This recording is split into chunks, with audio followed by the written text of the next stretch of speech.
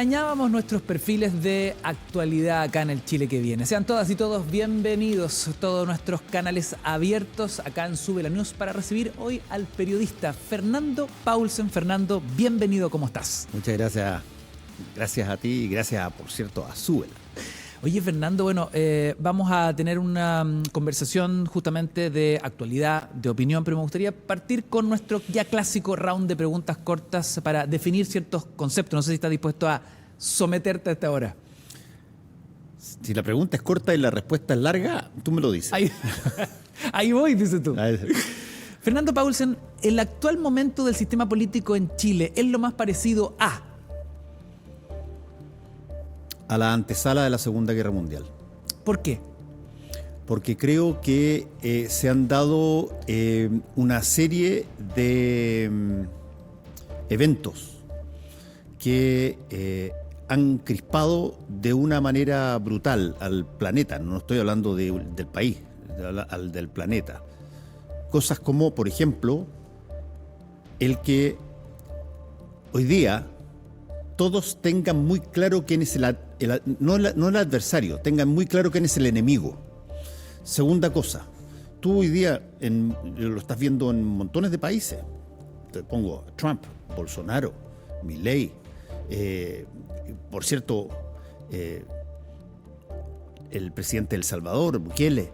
En fin, si tú escuchas cómo ellos llegaron al gobierno, una de las cosas más impresionantes, y yo lo digo porque es una parte de mi profesión, que me encanta la comunicación. Todos son personas que identifican un enemigo, que dicen físicamente que lo van a eliminar, que hablan a garabato, hablan a chuchá, y no tienen dudas. Son personas extraordinarias. No tienen incertidumbre de nada, saben exactamente lo que hay que hacer, cortar la cabeza, hacer aquí, pegar patada por allá, y ellos dicen, lo voy a hacer. Y eso ha empezado a generar en un mundo que se estaba desordenando mucho, esta idea de tengamos personas fuertes arriba que, muestren que la mano dura es mucho más importante que la conversación. Y eso lo ves claramente en Chile hoy. En Chile está empezando a hacer algo así. Tú empiezas a ver a candidatos que empiezan a hablar de una manera. En Argentina es mucho más sensible de ver, y entre otras cosas porque además ganó uno de ellos, que es Javier Milei.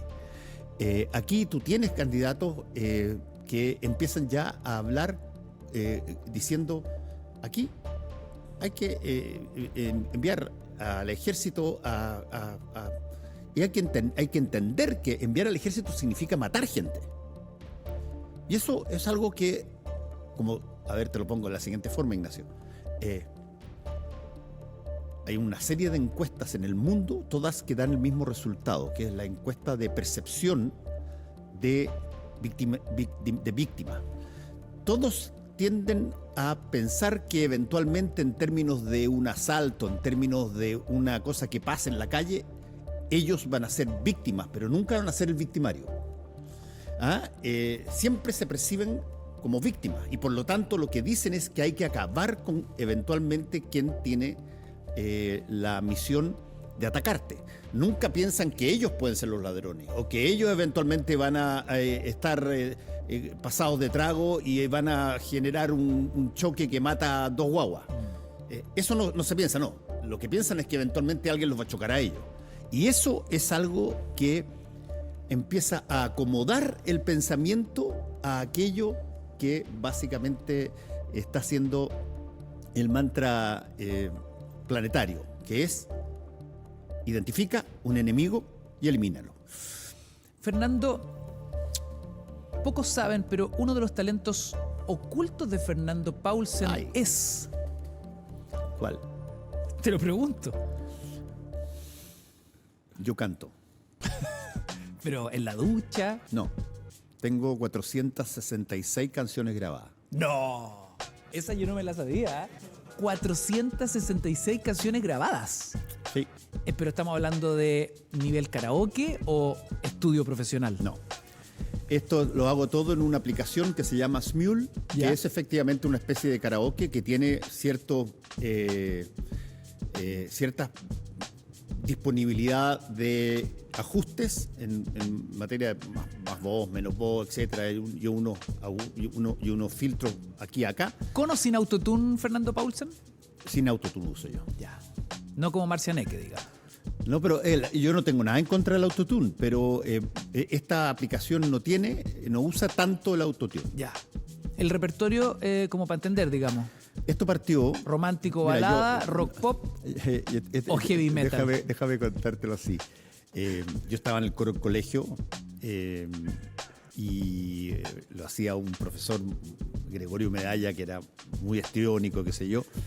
Y nunca se me ocurrió, para serte franco, nunca se me ocurrió nada de esto. Hasta que soy papá, qué sé yo, acá, allá, y yo les cantaba a mis hijas en la noche canciones que eran las que me gustaban a mí, ¿cachai? Onda para que se quedaran dormidas. Claro, para que se quedaran dormidas o cosas así. Mira, Y de repente me decían, en vez papá... del cuento que leo yo, Claro. Paulsen le cantaba. No, yo, además del cuento, yo también les mira, leía cuentos. repertorio También amplio, les leía- Sí, también les leía el cuento. Pero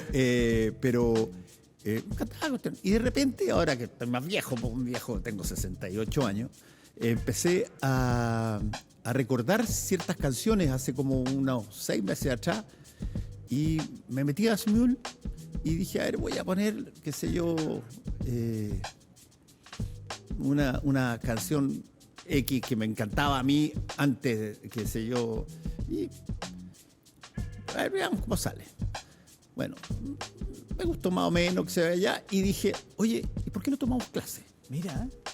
Y tuve 2 profesores y la última profesora, que es la que más trabajó conmigo, la Gloria Pérez, que es una gran profesora de canto, iba a mi casa y buscábamos ahí y aprendí todas las cosas de decir esas cosas que entrenan los cantantes cuando están...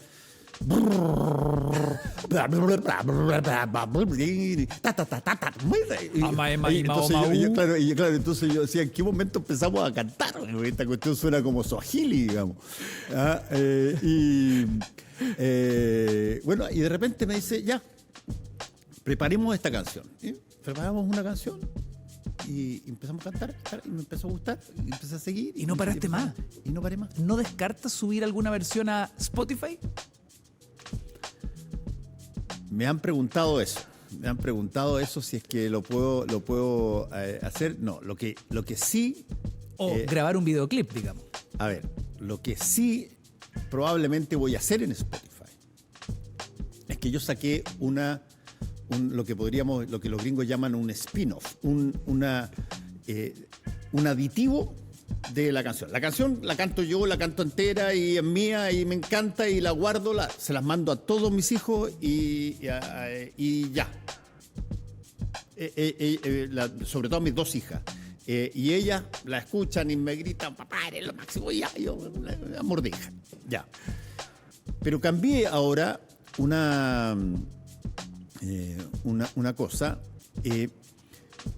Yo hace muchos años, 25 años atrás, en la Radio Cero, creé una sección que se llamaba Música con Contenido, que básicamente de lo que se trataba era a las personas que les encantaban las canciones, por ejemplo, en inglés, pero no entendían el inglés, ¿cómo sabían cuál era el mensaje de la canción? Entonces yo les explicaba de qué se trataba la canción y tenía 2 variantes, todas las canciones tienen 2 variantes. Una es por qué se hace la canción y lo que dice la canción. Claro. ¿Okay?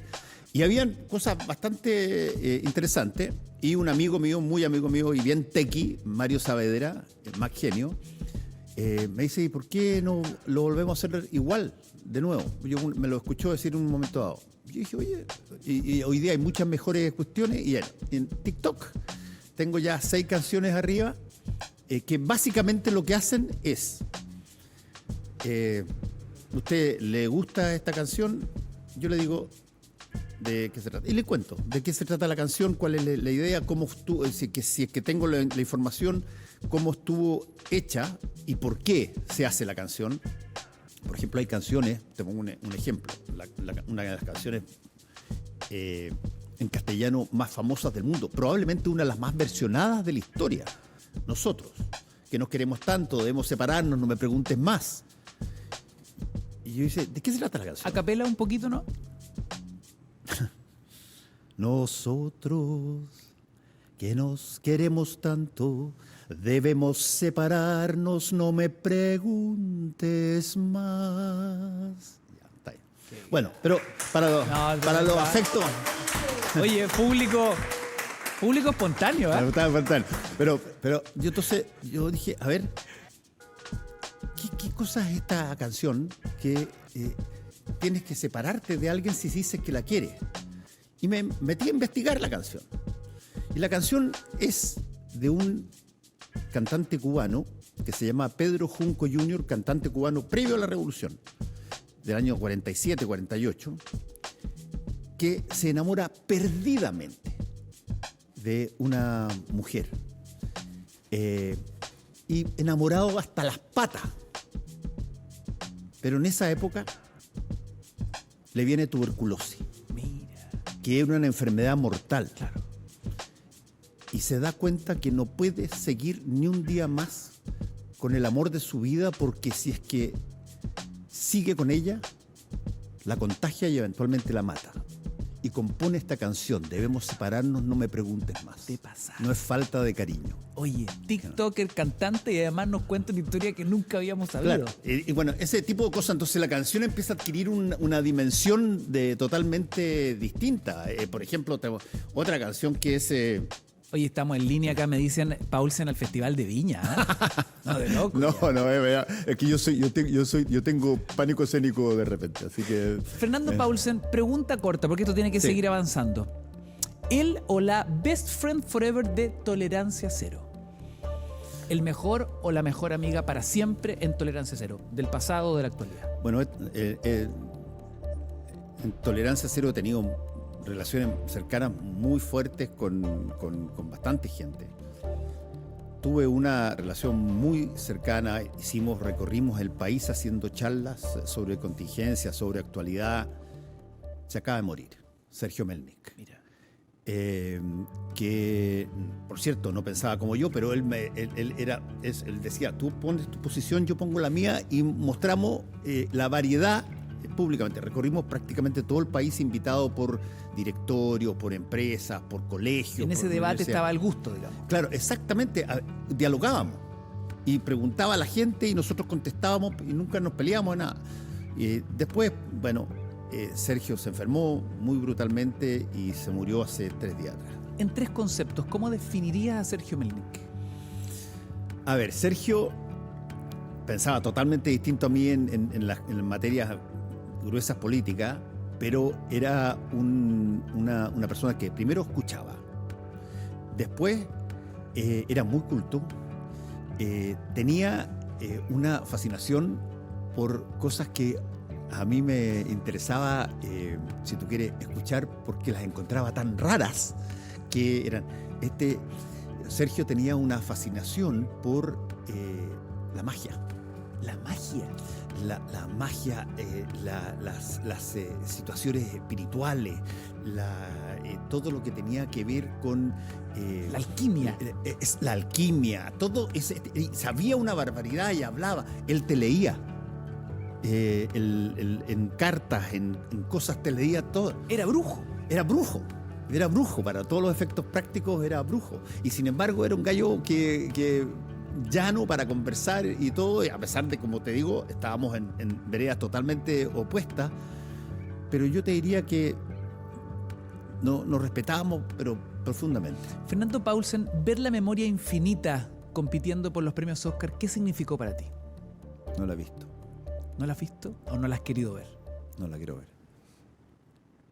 Le pido mil perdones a la realizadora, pero yo creo que no soy capaz de ver esa película. Así de fuerte era esa amistad. Así de fuerte. ¿Qué significó Augusto Góngora para ti? Augusto fue un amigo mío de mucho tiempo, por cierto, en la época de la dictadura, pero además de eso, los dos jugábamos en el mismo equipo de la Liga Bilbao-Holanda de fútbol. Jugaba bastante bien, él era alero derecho. Yo jugaba rugby por mi parte y fútbol. Y nos hicimos, pero muy amigos, en esa época que llamaba a tener contactos amistosos, porque todo daba la impresión de que estaba separado en buenos y malos. E hicimos muchísimas cosas con Augusto en épocas muy duras, y después seguimos siendo amigos durante toda su vida después, cuando se llegó a Televisión Nacional. Él me hizo clase, porque él era profesor de la Universidad Católica de cine. Y me hizo clase de cine. Era un gallo que era fascinante por una situación, por una sensación fantástica que tiene que ver con el curso que yo hago. En gran medida el curso que yo hago está inspirado por Augusto. El análisis de contenido medio que hago yo en la UDP. Porque Augusto llegaba y te decía, oye, ¿viste la película tanto? Sí. Dije, sí, la vi. ¿Y qué te pareció? Fantástica, me dijo, me encantó. Ay, ¿y qué creéis de qué se trataba y las cosas y los mensajes que habían? Bueno, y él te contaba otra película. Te decía todo lo que estaba subliminalmente detrás de la película. Claro, bajo el agua. ¿Qué representaba tal actor en esa posición? ¿Qué representaba que se haya hecho en esa ciudad? ¿Por qué pasaba este tipo de cosas? Y finalmente yo llegué, se lo dije una vez a Augusto, oye, yo quiero ir al teatro contigo siempre, porque siempre veo la película 2 veces. Cuando la veo la primera vez y cuando me la contáis. ¿No descartas ver La Memoria Infinita en algún minuto? Sí, la voy a ver. La voy a ver de todas maneras, pero me falta fuerza todavía. Fernando Paulsen, a ver si entramos en el escenario internacional. El fin de semana muy acontecido, el ataque de Irán a Israel. Sí. Por otro lado, el conflicto entre Rusia y Ucrania parece no tener fin. ¿Cómo ves el escenario geopolítico internacional en estos momentos? ¿Cómo lo lees desde tu lugar? Voy a decir una cosa brutal. Yo colecciono proverbios. Y por eso es que a veces en mis minutos de confianza y todo, siempre cito proverbios famosos y algunos que no son muy conocidos, pero que tienen que ver con la contingencia. Y había uno que yo lo guardé porque, no solamente por quién era el que lo decía, un genio, Albert Einstein, sino porque me parecía en esa época un poquitito cuando a los genios se les pasa la mano, ¿eh? Se van más allá de la cosa. Y hoy día encuentro que desgraciadamente puede ser de que esté diciendo una anticipación real. Albert Einstein tenía un proverbio que decía, no tengo idea cómo va a ser la Tercera Guerra Mundial, pero estoy seguro que la Cuarta Guerra Mundial va a ser con palos y piedras. En pocas palabras, él decía, mira, vamos a terminar deshaciéndonos entre nosotros. Y es fuerte. ¿Y tú crees que estamos en ese punto bisagra hoy? Es que hoy día hay otra cosa, Ignacio, que hay que tomar en cuenta, a pesar de que esto puede sonar pesimista, extremo, y todo el mundo le carga el pesimismo y le encanta el optimismo, a mí también. Pero en la Segunda Guerra Mundial había un solo país que tenía bombas nucleares y la usó. Estados Unidos lanzando 2 bombas en Hiroshima y Nagasaki. Las tenía y las usó. Hoy día hay 9 países que tienen la bomba nuclear. Y crispado el momento y humillado el gobernante, yo no sé qué se puede hacer en ese entonces o cómo se reacciona, pero lo que sí sé es que la escalada es impresionante. La escalada es muy peligrosa. Entonces, cuando tú empiezas, sobre todo en guerras, por ejemplo, que tienen, llamémoslo así, voy a decirlo, y perdónenle, le pido a las personas que están escuchando, lo voy a decir en un contexto, la palabra, en un contexto estrictamente lingüístico. Cuando tú tienes situaciones irracionales, por ejemplo, cuando estás cruzado en batalla religiosa, donde eventualmente tú crees que morir no es algo que te cause problema porque está todo resuelto después. esa persona qué problema tiene para actuar. Claro, cuando morir es un acto divino o Exacto, de honor. o mejor, claro, y que bueno, si se va todo, pero ok, no hay que destruir esta obra. Y al mismo tiempo tiene simultáneamente a esa lógica las guerras en el mundo, a propósito, Ignacio, en un porcentaje altísimo, han sido casi tan parejas las religiosas que las territoriales. Y a veces son...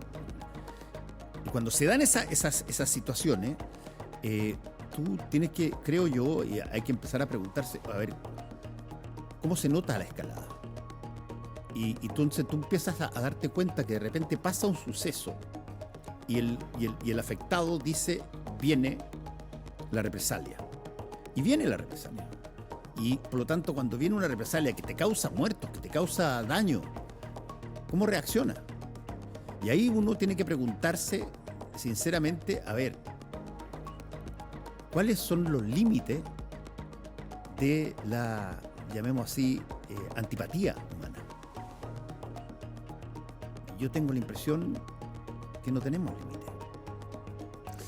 Fernando Paulsen, ¿qué tal si entramos un rato a Chile después de esta vorágine internacional que la verdad nos tiene muy preocupados? Qué duda cabe, hoy día es cosa de hacer un zapping por los canales y por las radios, están todos discutiendo sobre las implicancias en Occidente respecto del conflicto y las líneas de acción que se pueden observar. Pero respecto de lo que ocurre en Chile, me gustaría tomar lo que estuviste justamente hablando en Tolerancia Cero. Comillas, canjear libertad por seguridad. Esta es la duda que planteaste ayer en el programa. Muchos nos ven después en delivery, digamos, en otros horarios, pero estamos justo en la mañana siguiente, ¿no? Considerando la actual crisis de seguridad, ¿cómo ves a las autoridades chilenas enfrentando el crimen organizado y el nivel de violencia en escalada que estamos hoy viviendo? A ver, el crimen organizado es un fenómeno que tiene ya bastante tiempo, lo que ha cambiado su fisonomía.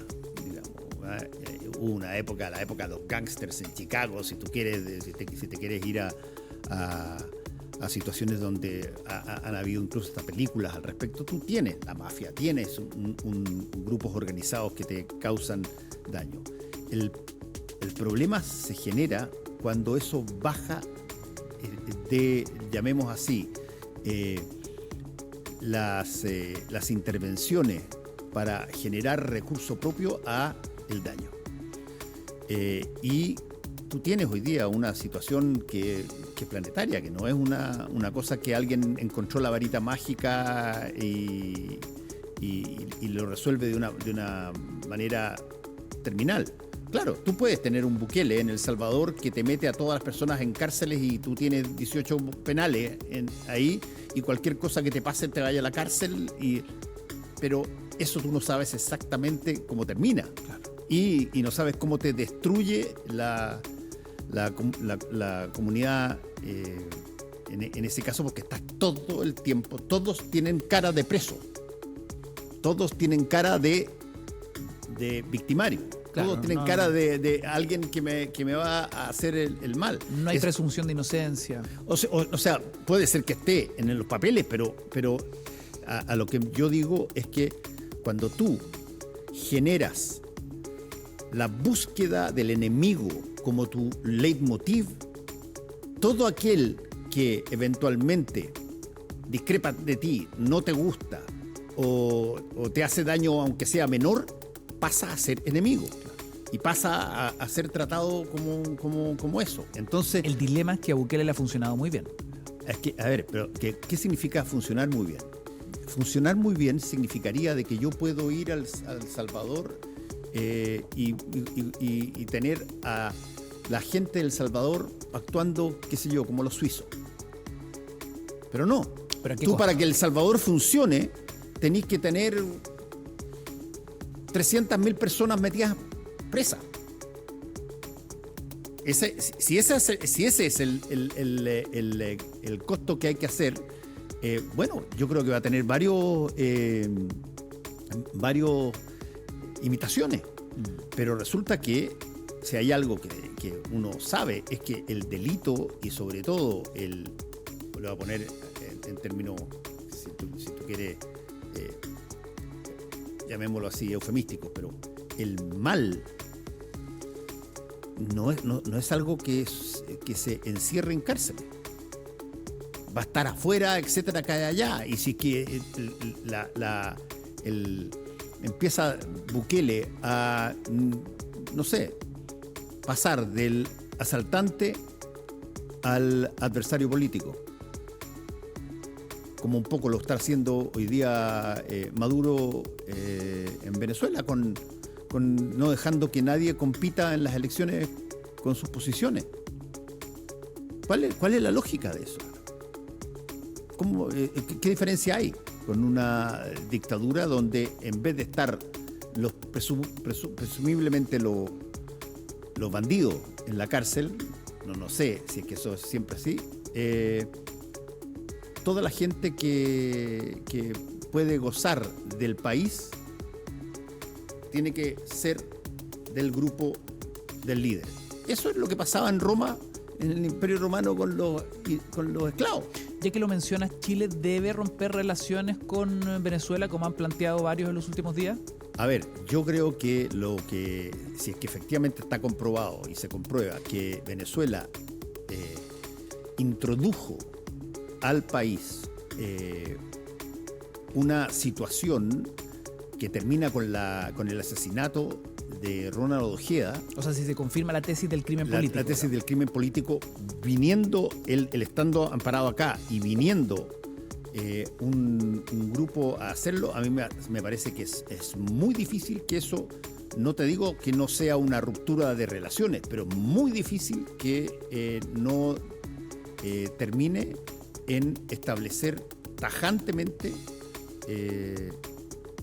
un distanciamiento absoluto físico, no estoy hablando político ni ideológico, físico con Venezuela. Ahora, del otro lado, ¿no? Ideas como las del diputado PS Daniel Manucheri, planteó prohibir el ingreso de venezolanos 24 meses, 2 años, restringir envíos de dinero desde y hacia Venezuela. ¿Se trata esta de una legislación útil o lo consideras populista? No, lo que es complejo. Yo cuando pasan ese tipo de cosas siempre pienso al revés. A ver, y si es que fueran los chilenos los que fueran por una serie de bandas chilenas, como en un momento dado nos acusaban de ladrones en Europa porque había muchos chilenos que de repente robaban y los chilenos tenían fama de ser ladrones. Está ocurriendo eso en Estados Unidos. Mira, por ejemplo, entonces, ¿saben qué?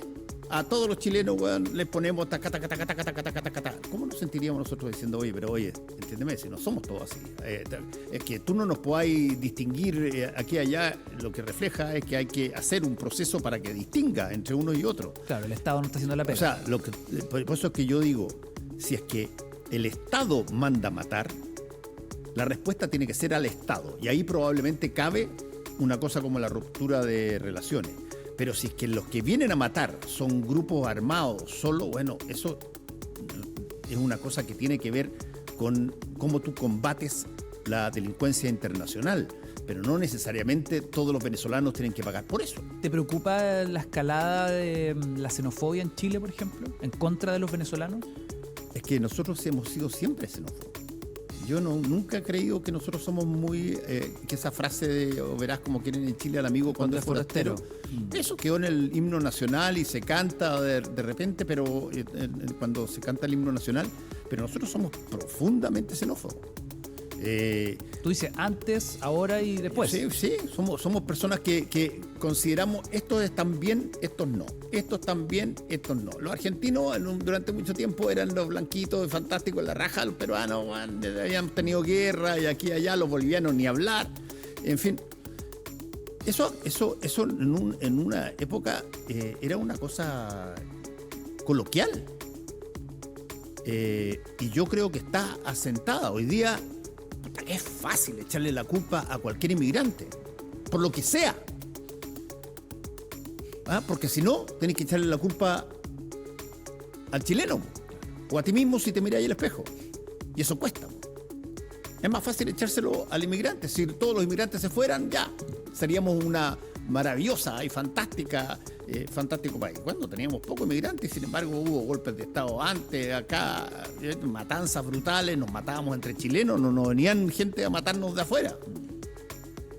Tenemos una compulsión por el poder como todos los países y hoy día está muy potente, metida como variable ese fenómeno que está en todo el mundo, que es la inmigración.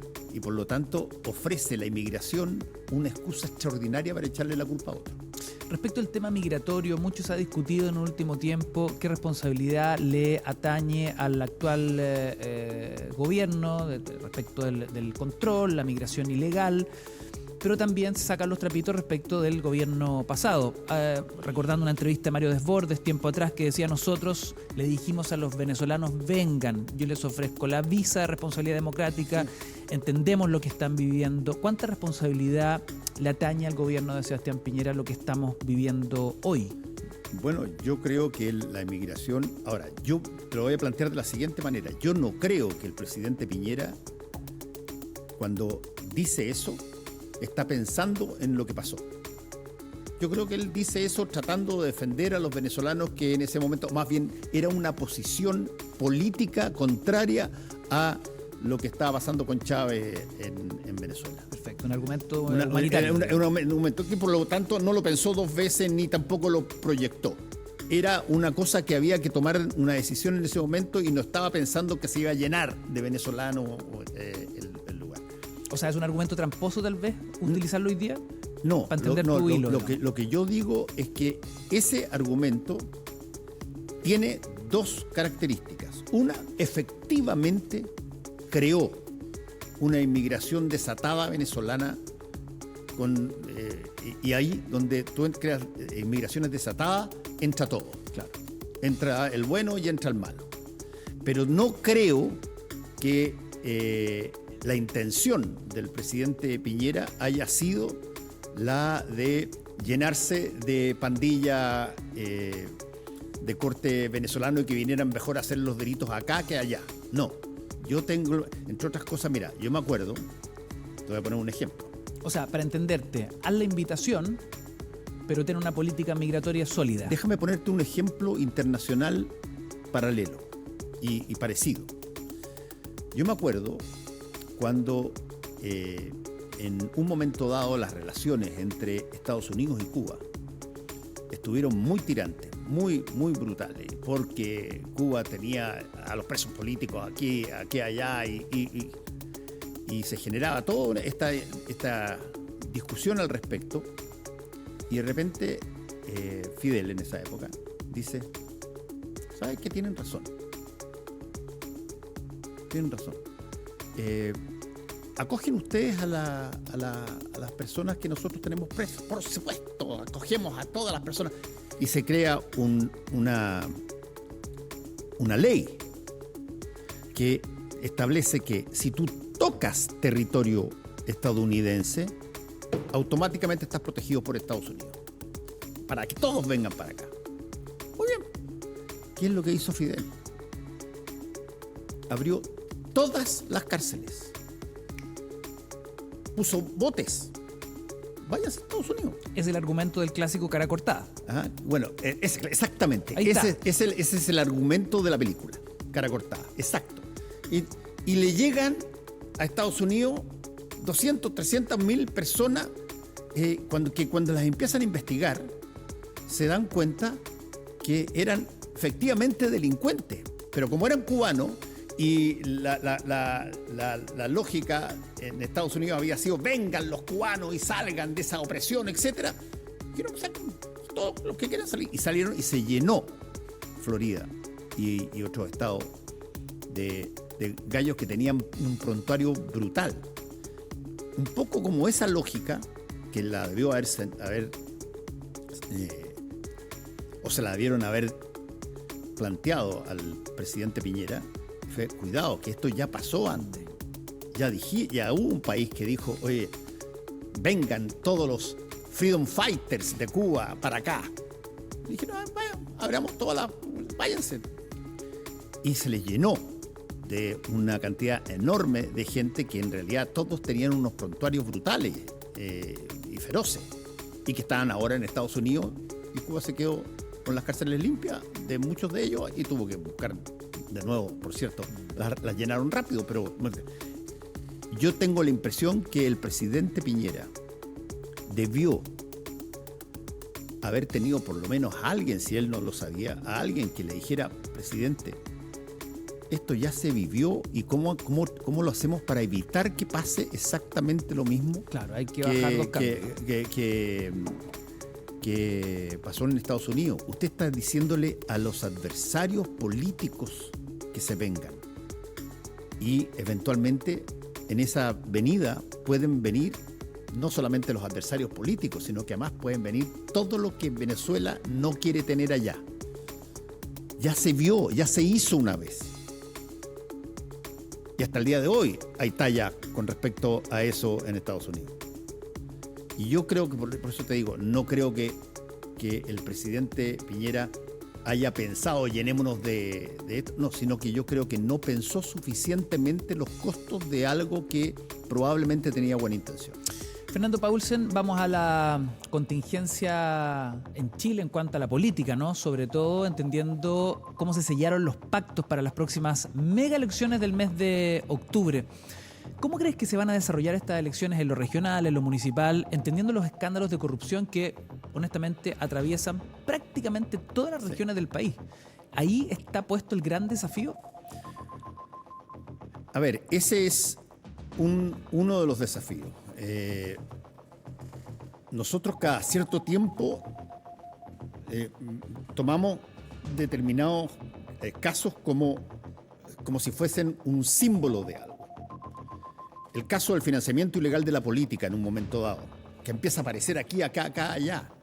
Y tú te das cuenta que hay una cantidad de empresas y empresarios que financian ilegalmente la política. Se van presos algunos y toda la situación. Pero eso fue un momento donde lo que correspondía después de eso era hacer las cosas para que eventualmente no se pudiera volver a repetir el mismo patrón. Pero tú sabes que siempre se busca el vericueto por donde de repente el atajo pasa a ser más atractivo que el camino largo. Echa la ley, echa la trampa. Echa la ley, echa la trampa. Y bueno, y ahora estamos en una serie de cosas de este tipo de nuevo.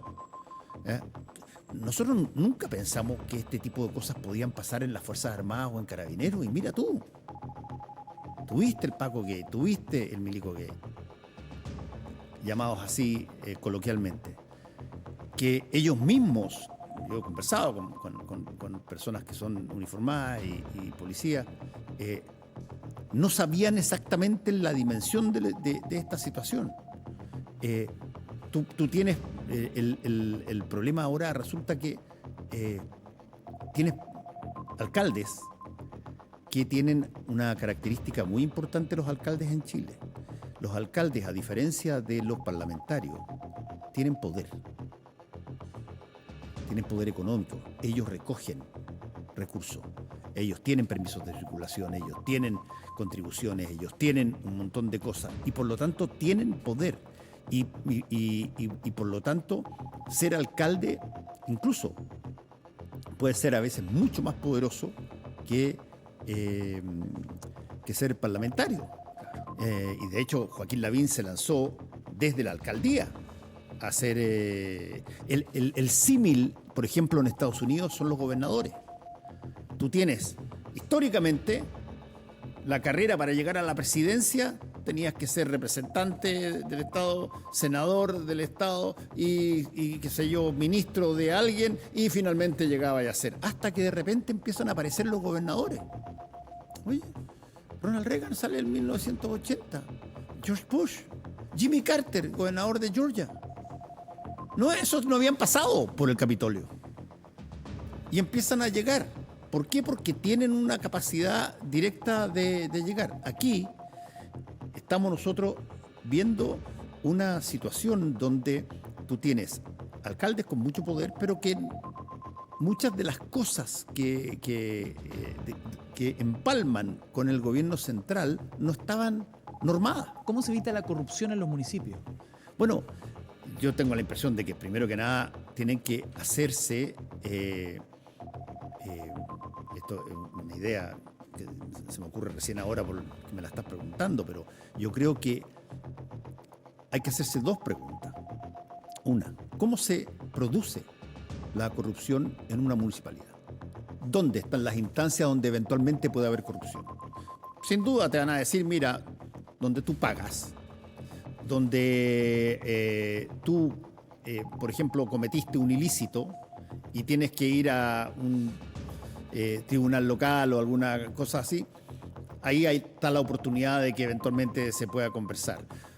Las personas que manejan fondos, ¿qué tanto está, por ejemplo, en todas las municipalidades, qué tanto está garantizada prístinamente la verificación de gasto? Que es una lata. Tú tienes que hacer una serie de cosas, pero bueno. Segundo, tienes una cosa que a mí me parece que debiera ser más frecuente. Te lo voy a plantear de la siguiente forma, Ignacio. Existe un concepto en psicología social que tiene que en el nombre en inglés que de donde se origina es group thinking, pensamiento en grupo, que es básicamente lo que nosotros llamamos burbuja. Tú juntas personas que ¿Piensan parecido? Piensan parecido. Todos piensan más o menos igual. Y por lo tanto se sienten cómodos con los otros que también piensan igual que ellos. ¿Qué pasa en esas situaciones técnicamente, si tú quieres, en términos de la comunicación humana? Rápidamente adquieres la idea de una suerte de ilusión de unanimidad. Todos pensamos lo mismo y por lo tanto no podemos estar equivocados.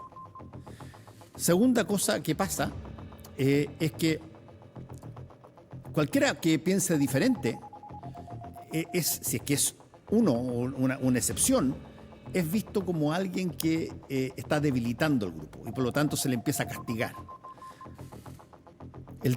Los tipos de group thinking que nosotros tenemos son bastantes. Los partidos políticos son, por ejemplo, una base más grande, pero tenemos grupos de amigos y que nos juntamos solamente porque pensamos igual o porque estamos en la misma. Claro, los grupos de WhatsApp. Los grupos de WhatsApp, en fin, un montón de cosas así. Y una de las cosas interesantes que han habido en los grupos importantes que generan esta dinámica es que, por ejemplo, en varios países de Europa y en Estados Unidos también lo están experimentando, ellos han introducido una variante que le llaman se me olvidó el nombre, pero es el que está solamente ahí para cuestionar lo que todos los demás dicen que es correcto. Entonces, no significa que esté en contra, lo que significa es que ese es el que pide, verifiquemos si es que eso que te dijeron es verdad o no. Mira las cifras que tú diste, las que te dieron a ti y que tú estás diciendo, si son efectivamente esas. El abogado del diablo se llama esa figura. Es el tipo que está puesto en un directorio de empresa, pero a él tiene una tarea adicional a las del directorio. Quiero que tú cuestiones cada cosa que sea de alguna manera demasiado obvia o que sea delicada y que investigue, pregunte, claro. Y responda. Necesitamos abogados del diablo en los municipios. Necesitamos abogados del diablo en los municipios, necesitamos abogados del diablo en los directorios de empresas, necesitamos abogados del diablo en la sala de prensa de los medios de comunicación. A eso los tenemos porque somos mandados a hacer para eso.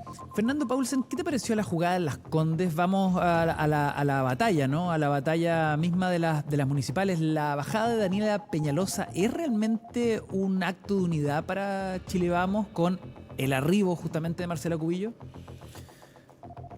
A ver, a mí, para serte franco, lo que más me impresionó en ese caso fue que Marcela Cubillo mucho antes de tomarse decisiones alguna, dijera que la gente tenía que salir a manifestarse por sus posibilidades de ser alcaldesa. O sea, hemos visto una cosa relativamente similar a nivel macro cuando han salido ministros o representantes del Partido Comunista diciendo que tiene que la gente salir a la calle a hacerse ver. Es exactamente lo que dijo la Marcela Cubillos, solo que lo planteó dentro de una esfera más pequeña y probablemente más acotada.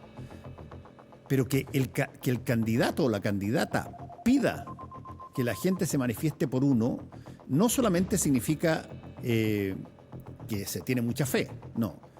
Pero ahí hay un problema serio, creo yo, con la coalición. Por ejemplo, nosotros estamos pasando ya 3 o 4 fenómenos donde lo que se había comprometido a la hora de que llega el plazo, ya parece que no hay tanto compromiso. Se nota más en los nombramientos de las autoridades en el Parlamento. Correcto. Pero también pasa cuando tú tienes una situación, por ejemplo, que a mí me sorprendió muchísimo. Tú tuviste una segunda oportunidad para cambiar la Constitución, que fue dominada, esta vez por la oposición, y donde republicanos tenían una presencia gigantesca. Sacan un proyecto y una semana y media antes de la votación se rompe el partido más potente de esa coalición, los republicanos. La pregunta es, ¿qué mierda pasó ahí? ¿Cómo puede ser de que tú tengas el control de una convención, llegues a un texto, se vaya a ofrecer al país y justo antes el partido medular que había actuado en todo esto se rompe? Y se rompe con recriminaciones brutales de aquí a acá. Claro, Yo lo que varios síntomas del llamado fuego amigo. Ahora, respecto de la figura de Marcela Cubillos, muchos indican que lo que estaría detrás de todo esto es lograr una suerte de mayoría nacional con su votación, lo que implicaría tal vez una arremetida política ya en la presidencial. ¿Podría Marcela Cubillos arruinar los deseos presidenciales de Evelyn Matei? podría. O sea, no sé si arruinárselo. Yo creo que Evelyn Matei es muy buena candidata para el sector. Pero podría, sí. Sí, sin duda. Tengo la impresión también de que ahí hay una situación compleja que no está resuelta todavía sobre, una vez más, quiénes son quiénes en la oposición. Tú tienes en el gobierno, tienes coaliciones, partidos y todo lo demás, y tienes un merengue raro en un montón de cosas.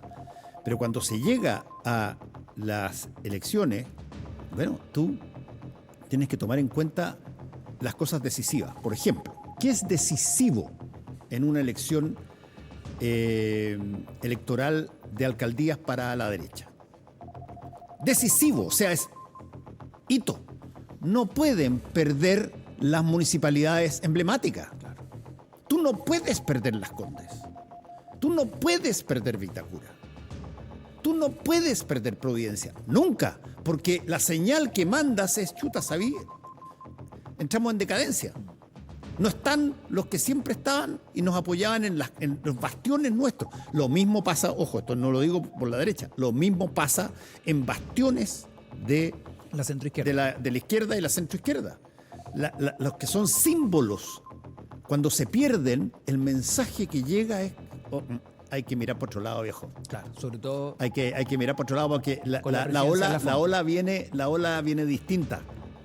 Y si queremos agarrar los beneficios de las municipalidades y de las comunas, mejor que pensemos por acá y no por allá. La derecha tiene, históricamente, sus 3, 4 clásicas, y también en el sur, en fin. Pero si que tienes una reyerta que eventualmente va a terminar con, qué sé yo, guadañazos por aquí, guadañazos por allá, de repente tenés una situación donde las cosas cambian y por lo tanto tienes que ordenarte, si quieres de derecha, ordenarte para tratar de ganar nuevas municipalidades y nunca perder tus pilares fundamentales. Fernando, ¿cómo evalúas los 2 primeros años de Gabriel Boric y qué legado podría tener este gobierno en los 2 años que restan? A ver, yo creo que el gobierno del presidente Boric es o puede ser un fiel reflejo de lo que podría entenderse como, llamémoslo así, el aprendizaje por error. Tú empiezas a aprender cosas porque te das cuenta que muchas de las que tú creías y que haces, a veces terminan siendo errores. Por ejemplo, tú no viste los problemas que eventualmente pasaban en tus municipalidades con todo este cuento de las platas y los convenios, como algo que debía ser verificado en serio, porque cada vez que hay plata que se pasa del Estado a las municipalidades o de la gente a las municipalidades, existe un riesgo. Y eso tiene que ser visto, revisado. Esto es una cosa antigua, pero que no lo han hecho otros tampoco, porque siempre han habido algunos casos como estos, pero no se te da cuando tú llegas, que lleguen una nueva coalición con mucho empuje, con mucho palabra, y que eventualmente vayas a ser recordado en gran medida por un escándalo en términos de platas, no es un problema, a mi modo de ver, del gobierno, es un problema de que tú minimizaste la capacidad que hay cuando en política se tiene acceso a recursos. Y eso tiene que ser revisado, tiene que ser visto, tiene que ser... No te digo que tú tienes que considerar que todas las personas eventualmente son susceptibles de transformarse en ladrones. No. Lo que tienes que hacer es que tú tienes que garantizarle a tu país que tienes un ojo puesto en los recursos que tú administras.